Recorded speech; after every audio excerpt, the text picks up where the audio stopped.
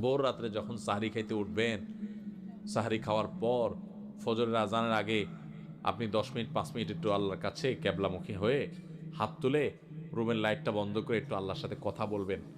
মানুষের সাথে বহুত কথা বলছেন, আল্লাহর সাথে একটু কথা বলে দেখেন। আল্লাহর সাথে কথা বলার স্বাদ আছে ভাই, অনেকে জীবনে একবারও এই স্বাদ পান নাই। একটু কথা বলে দেখেন, ভোর রাতে সাহরি খেতে উঠলে 10টা মিনিট একটু হাত তুলে কথা বলেন। কিভাবে কথা বলবেন? কথা বলবেন এইভাবে, ও আল্লাহ, কত গুনাহ আমি করেছি, কত পাপাচার আমি করেছি, মরতে আমার হবে, তোমার কাছে যাওয়া আমার লাগবে আল্লাহ, শয়তানের প্ররোচনা করেছি, এই রমজান মাস তুমি কত মানুষকে মাফ করে দাও।